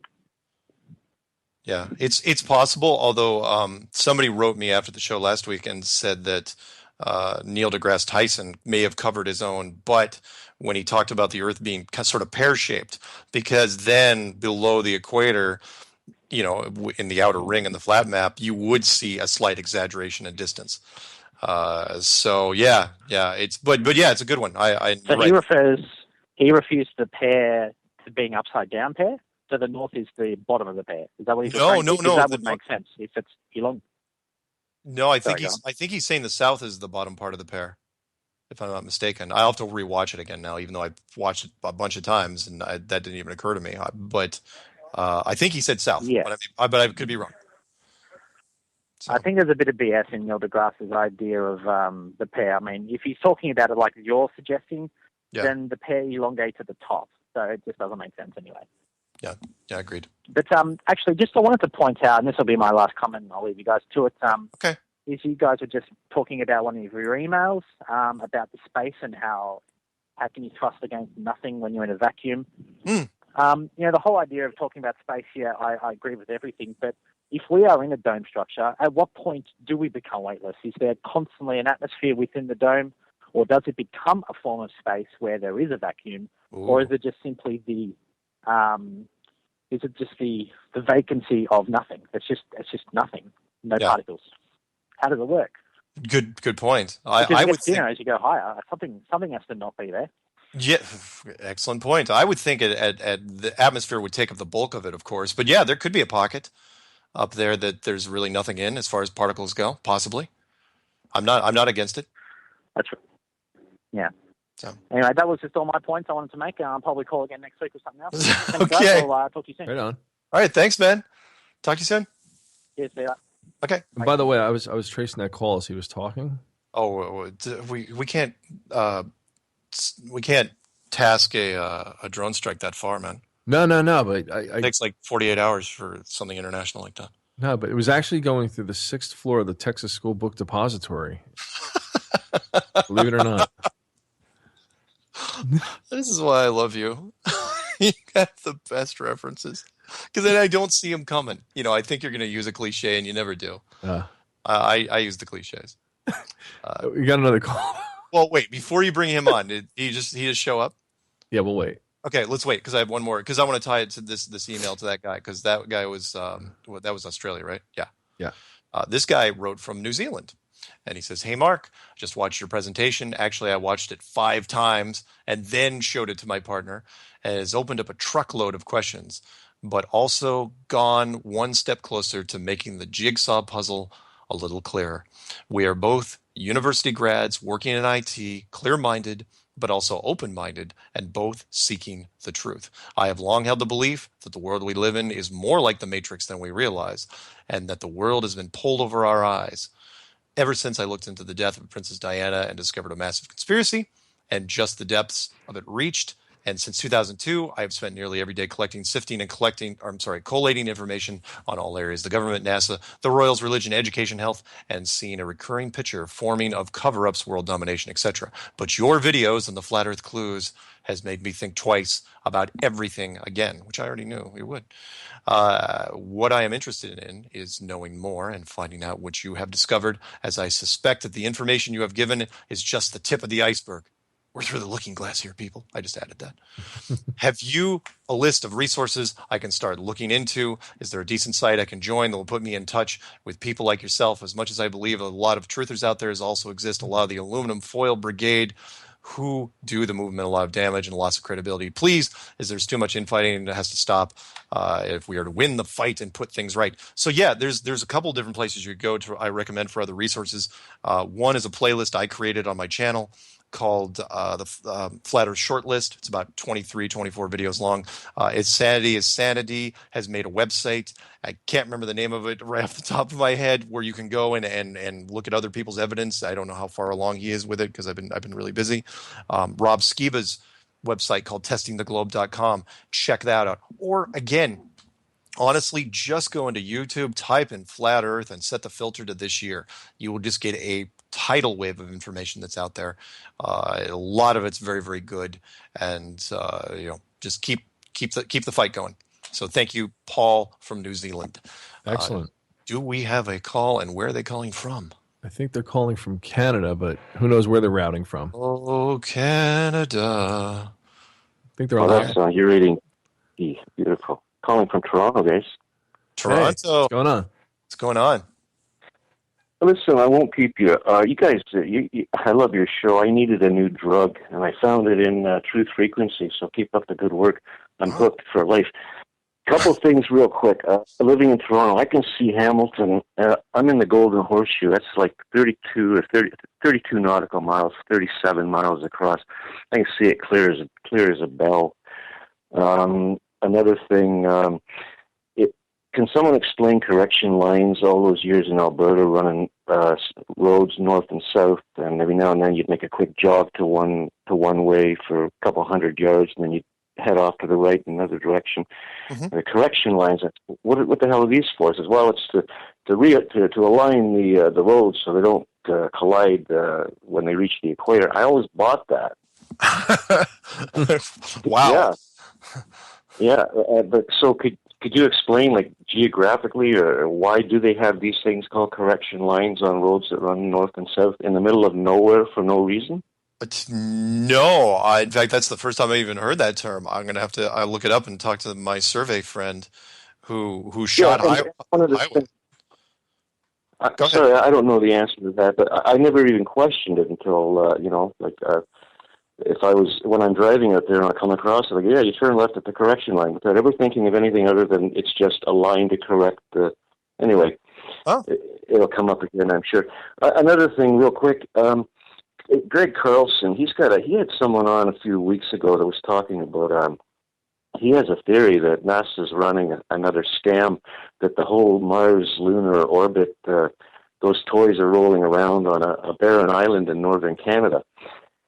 And I'm finding that really not too difficult to believe. They got pictures of little moles that live up there, and old railroad ties that may have drifted in from, like pieces of wood and flotsam. Yeah. And you can't get there, and it falls into the dome theory. And I don't know, guys. Like you give me a lot to think about. In my job, I got nothing more to really do than think. So. Thanks for blowing my mind.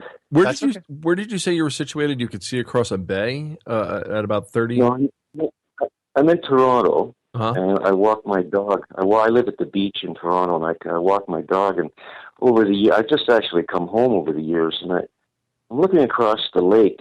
It's called the Golden Horseshoe. It's like if you follow along the lake, you'll come to Niagara Falls, you get Hamilton, then Niagara Falls, and you'll swing around to Rochester. So since I've been away, I'd never noticed and realized that Hamilton, it's 37 miles across the lake. It's actually, that's 59 kilometers. Yeah. I said to a stranger, I says, "Is that Rochester?" He says, "No, man, that's Hamilton." I says, "Holy shit, Hamilton! I mean, I've been away that long, and you can see the entire skyline." It just kind of blew me away, and I thought, yeah, it just makes sense. And I'm looking, and I said, does that lake line look straight to you? And he says, "Oh, it's got a curve to it." And I thought, well, it's a complete stranger. I don't know this guy, but he's seeing something different than what I'm seeing. Yeah. And I thought, wow, anyway. On the correction line, no answer. The Carlwood thing is fascinating because I zeroed in on the island, and it is kind of mysterious, Interesting. Yeah. Interesting stuff, man. Yeah, so anyway, keep up the good work. I love your show, and I won't take any more of your time, so I'll say goodnight. Thanks, guys. Hey, you have a good one. See you later, Toronto. On that note, do we have any more? Can I read something? No, we're good. Cool. There is. You remember the guy that made the flat Earth frisbees, John? Oh, geez, Repa. Not going to work here anymore. I always give him a hard time, and every email he sends. Rapacciolo. Rapacciuolo. Rapa. I don't have it in front of me. Chulo, whatever. It doesn't really matter. Anyway, he's making flat Earth mouse pads now. Oh, cool. Flat Earth mouse pads. Check it out on Kickstarter.com. We'll be back. Check wallet for his name. His face is in the muck. I think his zipper's stuck.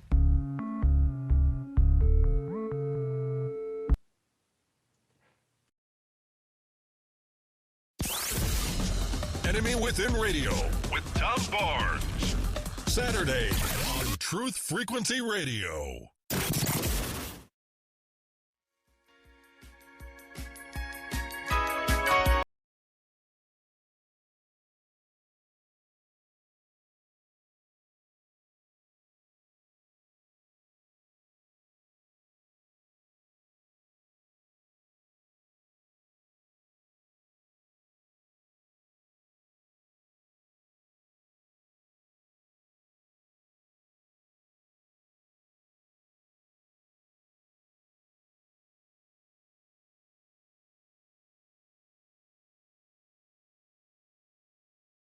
Welcome back to Strange World, segment 4, the last segment.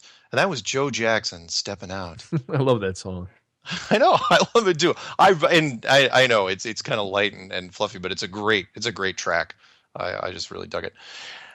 The other one too, by the way, Harry Nilsson. That show was on again. That movie Goodfellas the other night. Goodfellas, yeah, that's a great track. I didn't know that song even existed until Goodfellas. Yeah, I thought it was great. Well, I mean, it's a little before me, so it was cool. Number to call in to talk to Jonathan and myself is 866. That's toll free. 866-37-TRUTH or 866-378-7884. What?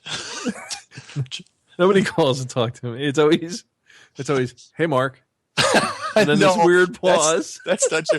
Oh, hey, Jonathan. Like Jonathan's just sitting over in the corner eating a sandwich. I'm sorry. It's not true. Hilarious. That's not true. You were such a huge wealth of information for me that I'm just the dancing monkey in a lot of cases.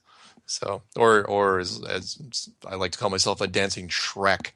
Because every time I hate to say this, but every time I do like a video show, and you know what show I do, I can't even watch the video. I look at myself. It's like, why do people even stay in the same room with me?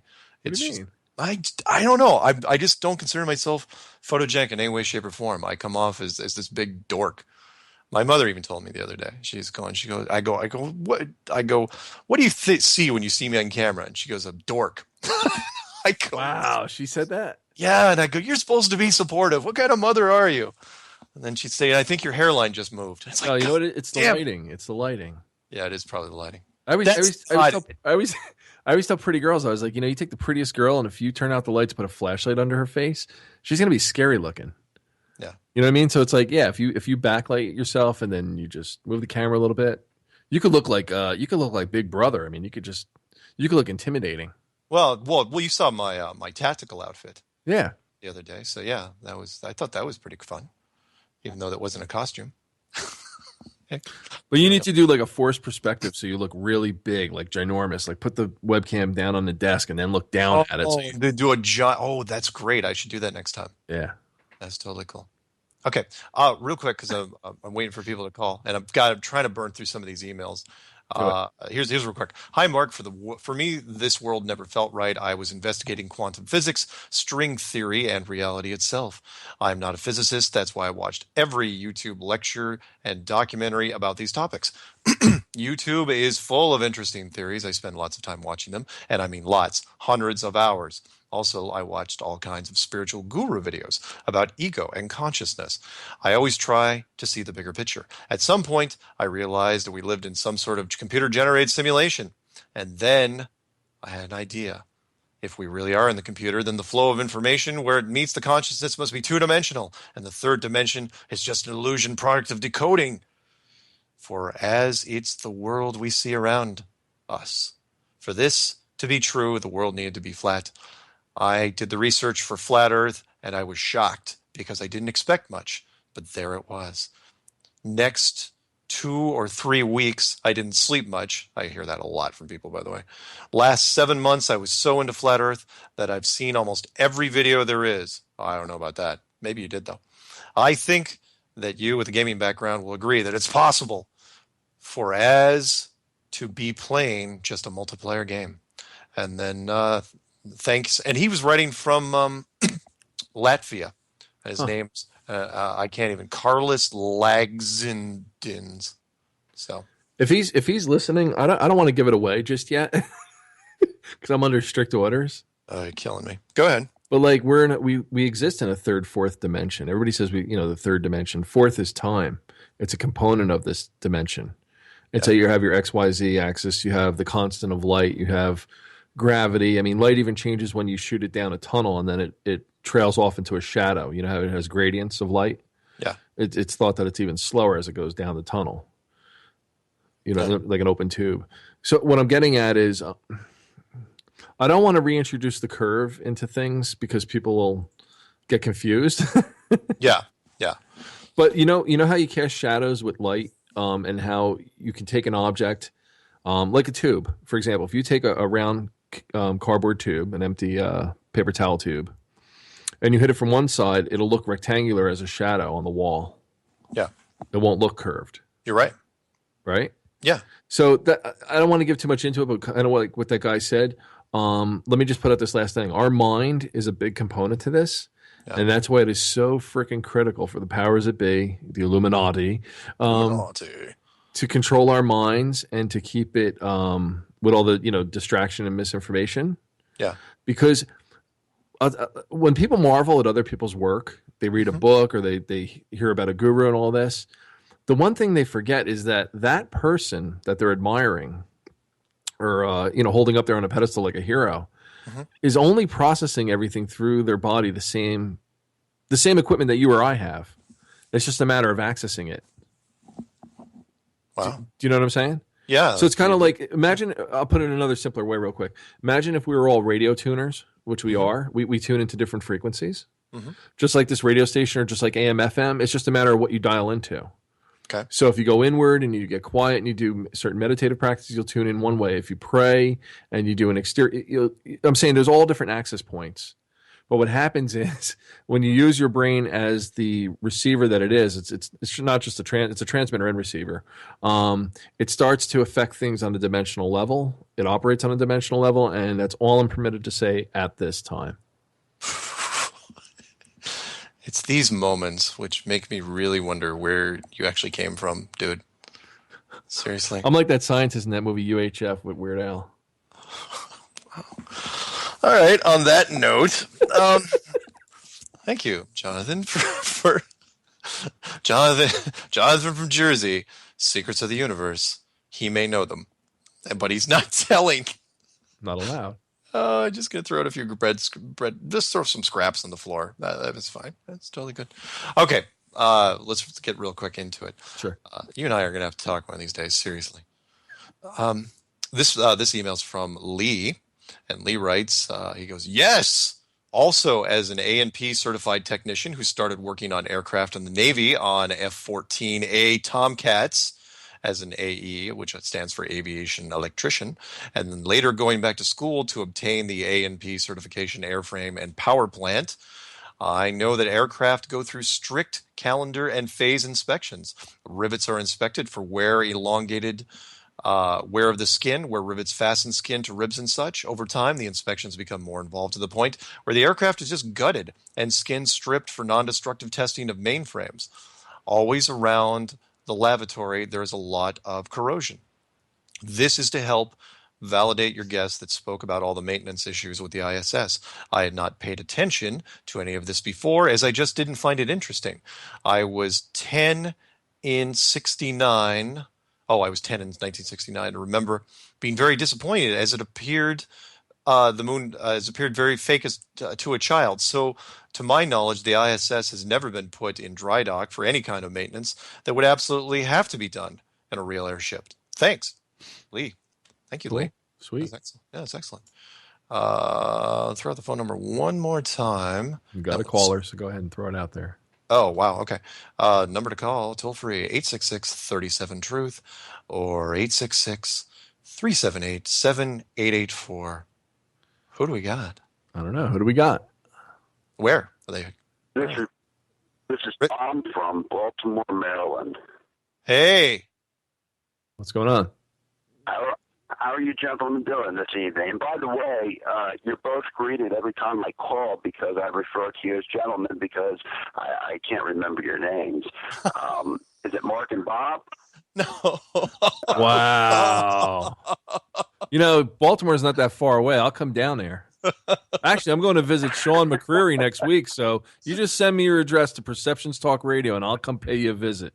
Ooh, you'll never forget my name again. I see a Sparrow missile in this guy's future, and I'm not even psychic.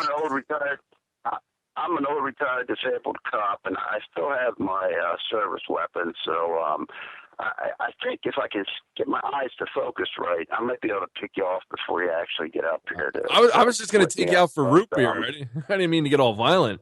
I just meant let's go have a root beer.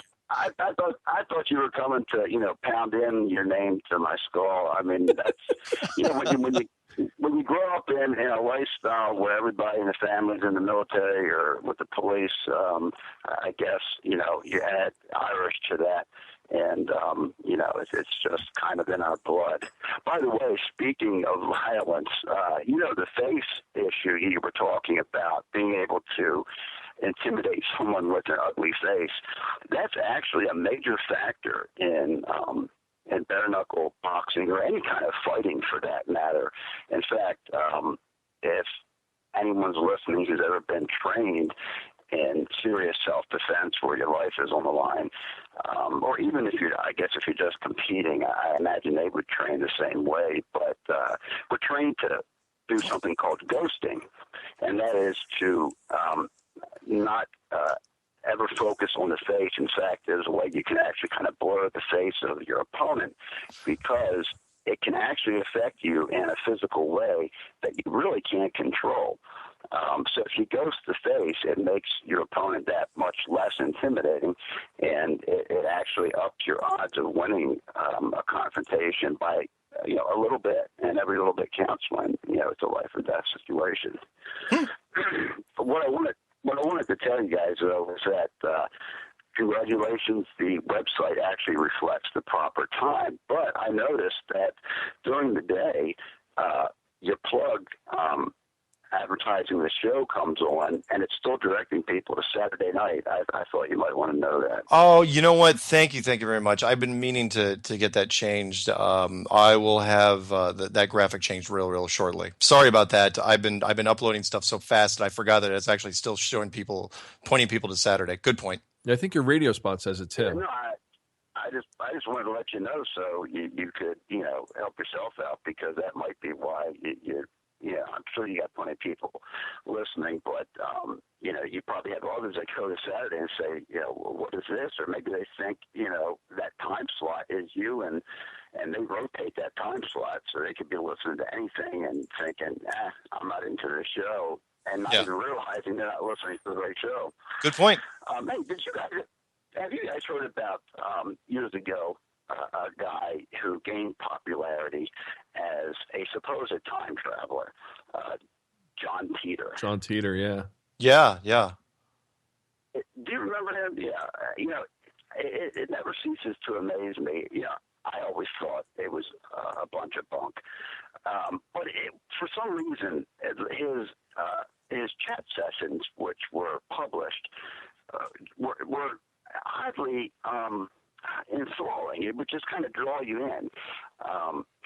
And I'm not one really to stick with something and read it unless it really has my attention. Mm-hmm. And other people were reporting the same type of thing.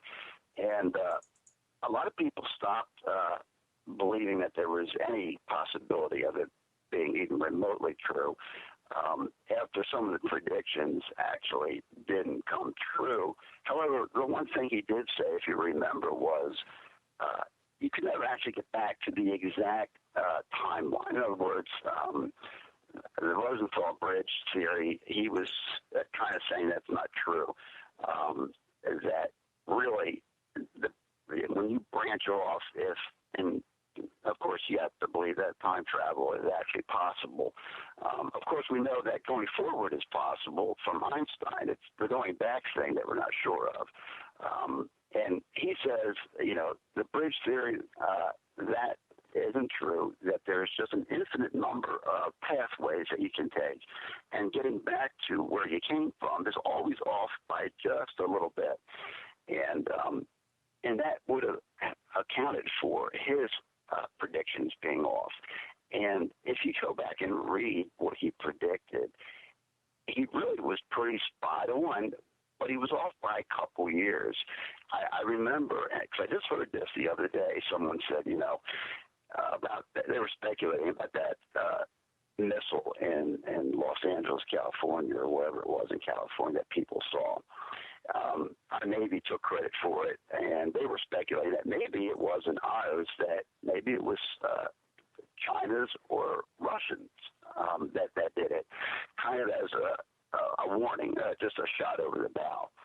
And one of the things that Teeter had always predicted was a big issue with guns. He said that was going to tear the country apart. People who wanted to get rid of guns in the Second Amendment and those who didn't. And he also said that ultimately it would be Russia who, he said, I know, they're your big enemy, you think, but it'll be the Russians who actually liberate America. There will be a war. However, they're going to only attack major cities, and ultimately that will give the people the right to get back a constitutional government. And, well, not the right, because we certainly have the right, but it'll give them the opportunity because it'll cripple the power structure that's in place. And I just thought that was interesting, and I wanted to get your opinion on it. As far as Russia being the cause of what's coming down the pipe? Well, as far as what he predicted, they would be the liberators. In other words, this country would continue down the path that it's on, stripping people of their God-given rights. Yeah. And the people won't be able to mount any type of real resistance. And I can kind of see that. People just, mainly wouldn't be able to get organized in a proper way with proper military discipline to do anything. And the government's gotten so big. And what he said was ultimately there would be a war, and the main power structure would be crippled by an attack by Russia, but they wouldn't want to take over the country because it would just be too much. They would be smarter, he said, than Americans who took over places like Iraq, and then just didn't have the manpower to properly control it. And he said that would be the break that the American people needed to go ahead and take back the government. Gotcha. I mean, for me, it's always been, I was, growing up in the 80s, I was big on, believing the whole Cold War and that Russia was our enemy and that, better dead than red, that whole thing. But then the more I dug into the theory recently, especially with Flat Earth, it makes me go down the path that Russia has been, our secret brother this entire time. They've been our ally for the longest time, going all the way back to the Civil War, and then afterwards selling us Alaska, and then the fact we've never squared off officially in any major skirmish anywhere, at least not publicly. So it's tough for me to think that Russia would be. I mean, yeah, maybe in that guy's time traveling world, maybe it happened like in an alternate version. Also, he could have another time traveler could have run into the part where Germany won the Second World War and then ended up taking over the entire world. But where we are now, I don't see Russia doing it. I mean, they may posture a few times, but anyway, thank you very much for calling in. one more. We've got a few more times. I want to read this quick email from. It's called Flat Earth Newfoundland, and it says, "Hello, Mark. I heard you on Coast to Coast, and I had to know more. You know how it goes. I'm hooked. All my friends think I'm crazy, but not my wife. You see, she is from a small town in Newfoundland. She always told me about how all the famous people would stop at an airport close to her town in Gander, Newfoundland. It was always in their small town papers that all kinds of major people, movie stars, presidents, foreign leaders would be stopping for fuel and sometimes a stayover. She always said her dad told her it was because they were the center of the earth. We always laughed at that cute saying, but when I told her about flat earth, it all fit in. So lucky for me, my wife is now on board. We can be crazy together. Just thought you might like to look at that. Aw, isn't that nice? Flat earth love. Honestly, it's tough to find couples. You're lucky that Melissa's on board, for example. Yeah. So that's great. So thank you, Kelly from Newfoundland. So that's great. Go ahead. No, I was just thinking about what he said about John Titer. Depends on how you say it. Yeah. The thing about time travel is you can't start that timeline or those paradoxes until you actually start the machine. Yeah. Like in the movie, they always show it like Terminator, it happens in the future and they know an exact point of when the whole thing started. Yeah. But like I told you about the exercise, right? There's an exercise you can do that you can start your own time machine. Yeah. Did I talk to you about that off? I think you did, but go ahead. You want to know it now? Well, how long will it take? 1 minute. Okay, go. Basically, and you start this tonight if you want. You start broadcasting. You sit in a place. You pick a designated time. Try to do it every day. Try to make the location the same every day, bedroom, wherever. It just helps with X, Y, Z coordinates until later. And so what you do is you sit in a receptive mode for 5 minutes and you focus on the future at the same time the next day, but you do it for 5 minutes ahead from when you're sitting. And you sit there and you wait for 5 minutes. And then you project to the day before for 5 minutes in the same manner and picture in your mind's eye the same spot, same day, and so on. Now, a lot of people say, well, I didn't do it yesterday. No kidding. But you got to start the damn time machine in order to get the thing going. That's how time travel works. Nice. Because what people get confused with is they say, well, I didn't do it yesterday. They say, yeah, but that's the linear time track that you're on. Time travel works on the on the idea that you're creating parallels. You're jumping tangents. It's almost like guitar strings that are next to each other. You pluck one, the other one resonates. Yeah. Again, I can't give out all the information, but what I'm saying is if you start, there's a lot I got to tell you yet, man. I got to wait. I know. It's all about jump points. Yep. Anyway, if you start doing this, what happens is you start to get information from yourself. And then once you get used to it on a day-to-day basis, you can do a second part, more advanced technique where you project further out months, years, even like 5 years, 10 years, whatever parameter you want to set. And then you build this time loop. But it's just about starting the machine and it's within you. And that's all I can say. That's outstanding, man. Cool. That's really great. Simone, let's jump quick into the mailbag. We got a few minutes left before the end of the show, and thank you everyone who's listening now. Really appreciate it. This one's from Simone, and Simone wrote this to a bunch of people, but I thought I'd bring it up. She said, "I found this comment in the comments section of Mark's channel. Maybe something can do a clip. Apollo 13, like the only movie about moon trips. So." As it was on TV last night, I thought I should watch it to see if the flat earth presented somewhere through it. And it is on the clock, the same flat earth clock at the start of Back to the Future. That's what she thought anyway. It's about 20 minutes in, the way through the movie, where they are at the office, the NASA office, and the guy who she misidentified the actor. But that's okay. So I actually looked at it. I downloaded Apollo 13 and went, scanned that whole section from 20 minutes to 28 minutes. And it's actually at 20 minutes and 30 seconds. And I think I showed you on the back of the desk behind the guy who's sitting down, behind the guy in the white shirt, there is a white clock with a map on it. And at first glance, it looks just like the clock from Back to the Future, the actual flat Earth clock from Back to the Future. Mm-hmm. However, if you zoom in on it, it's you'll look real close. It's actually not. It's actually a Mercator map. So she was close. It was really good. Honestly, it's like, how many white clocks with a map on it, could there be? But it was interesting. So close, almost there. Keep looking. Again, the internet hive mind, they miss nothing. Yeah. So, yeah. I know we're coming down to the end of it, but you have one more caller. You want to just say hi? Sure. Shoot. What do you got? All right. Caller, you're on the air. Where's it from? I think Michigan. Michigan. Hey guys, how you doing? Good. What's going on? Yeah.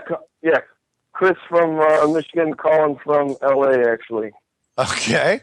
What's up? Yeah. I'm down here for work doing the auto show.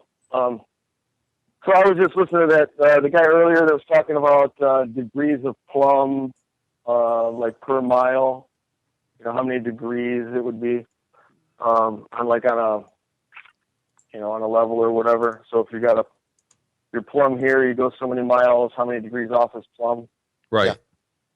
So I figured, if it's Google says the Earth is 24,901 miles circumference. Yeah. Give or take a mile. So I figured if you divided that, exactly. So you divide that by 4, and then you divide that number. You divide 90 by that number, which that number was 6225.25.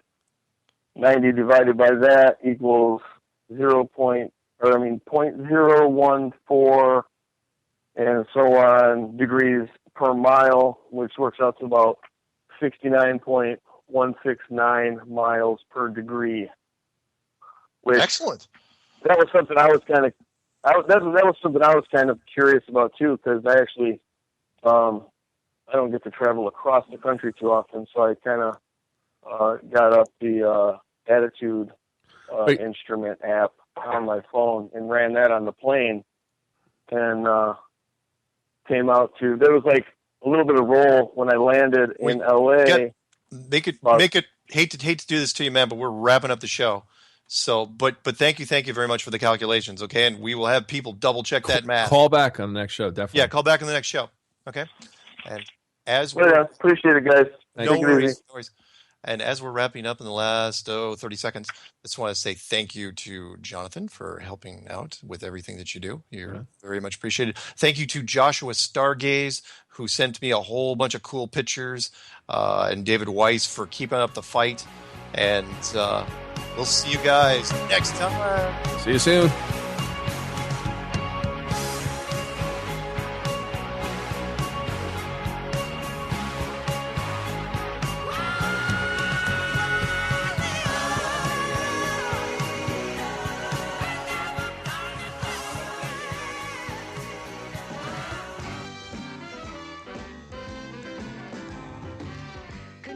Junction, what's your function? Hooking up words and phrases and clauses. Conjunction, how's that function? I got 3 favorite cards that get most of my job done. Conjunction, what's their function? I got and, but, and, or, they'll get you pretty far.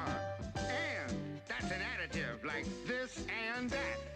But, that's sort of the opposite. Not this, but that. And then there's or, O-R. When you have a choice like this or that. And but nor get you pretty far. Conjunction, what's your function? Hooking up 2 boxcars and making them run right. Milk and honey, bread and butter, peas and rice. Hey, that's nice. Dirty but happy, digging and scratching, losing your shoe and a button or 2. He's poor but honest, sad but true.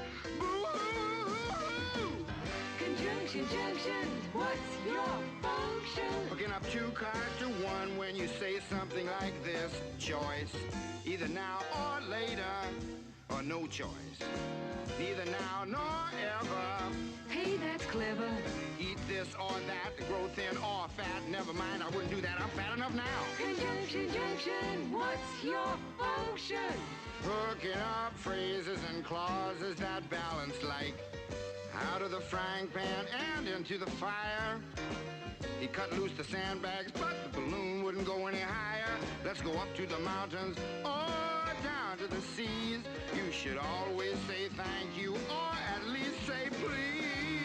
Conjunction, what's your function? function. Hooking up words and phrases and clauses in complex sentences like, in the mornings when I'm usually wide awake, I love to take a walk through the gardens and down by the lake, where I often see a duck and a drake. And I wonder as I walk by just what they'd say if they could speak. Although I know that's an absurd thought. Conjunction, junction, what's your function? Hooking up cars and making them function. Conjunction, junction, how's that function? I like tying up words and phrases and clauses. Conjunction, junction, watch that function. I'm gonna get you there if you're very careful. Conjunction, junction, what's your function? I'm going to get you there if you're very careful. Conjunction, junction, what's your function? I'm going to get you there.